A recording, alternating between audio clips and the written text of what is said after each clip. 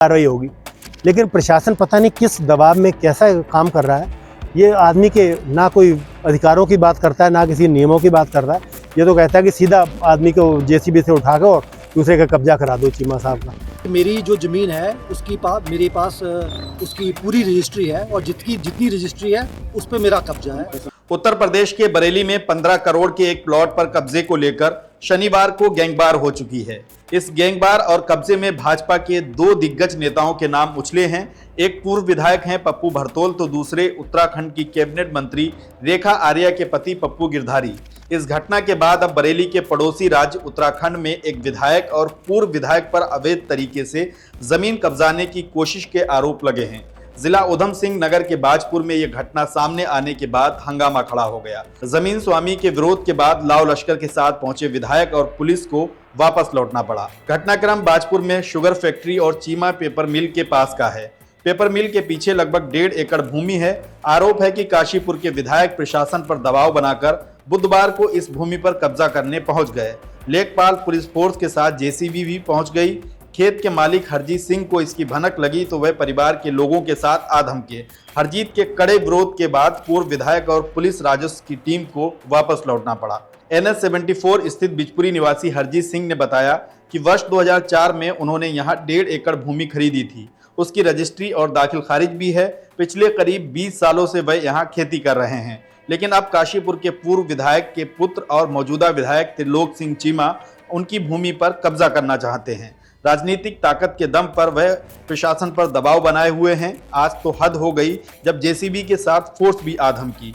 हरजीत सिंह का कहना है कि 27 जून को एसडीएम राकेश चंद्र तिवारी के यहाँ भूमि प्रकरण की सुनवाई होनी है और उससे पहले ही उनकी जमीन पर कब्जे की साजिश रची गई है। वहीं इस मामले में पूर्व और वर्तमान विधायक का कहना है कि कब्जे के आरोप गलत हैं। मेरी जमीन के पहले रास्ता पड़ता है और उसके बाद 12 फीट ऊंची दीवार है। कोई कैसे भूमि पर कब्जा कर सकता है।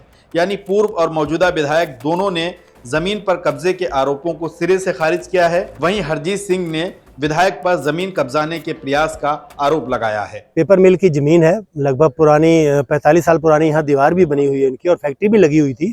और उन्होंने एक लगातार 3-4 पत्रावलियाँ चलाई और अभी ये 2020 में एक पत्रावली चला के ये पड़ोसी जो हैं, पड़ोसी नहीं है बल्कि ये मेड मिलान काश्तकार भी नहीं है इसके, उनके खिलाफ 41 LR एक्ट का मुकदमा दायर करके उनको कोई बिना सूचना दिए अपने पक्ष में एक आदेश एसडीएम महोदय बाजपुर से पारित करा लिया।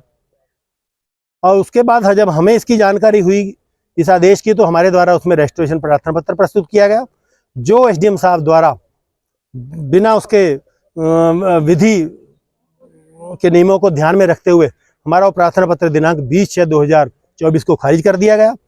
उसके उपरांत हमने एसडीएम साहब के यहाँ ही प्रार्थना पत्र डाला कि आप इसमें जो कानूगो और पूरी टीम द्वारा जो इसकी तुद्देबंदी करने की कार्रवाई है, जो 26/6 में करने के लिए उन्होंने एक नोटिस दे दिया हमें, तो इसको तब तक रोक दिया जाए जब तक हम इसकी अपील, इस आदेश की अपील आयुक्त महोदय नैनीताल के यहाँ नहीं कर देते। ये आज ही तुद्देबंदी करने पे तुला हुआ है, जबकि यहाँ 41 LR एक्ट का ये मुकदमा ही नहीं बनता। हमें सूचना होती तो हम इसका पर्याप्त उत्तर भी देते और सारे फैक्ट भी न्यायालय के समक्ष लाते। अब द्वारा एक प्रार्थना हमने परसों 24 तारीख को एक प्रार्थना पत्र दिया एसडीएम साहब के सामने, जिसकी अभी प्रति हमने ये राजस्व टीम जो आई है इनको भी उपलब्ध कराई है कि उन्होंने सुनवाई, दोनों पक्षों की सुनवाई के लिए 27 तारीख नियत कर दी गई है। तो दोनों पक्षों को सुना जाएगा, उसके बाद तुद्देबंदी की कार्रवाई होगी। लेकिन प्रशासन पता नहीं किस दबाव में कैसा काम कर रहा है।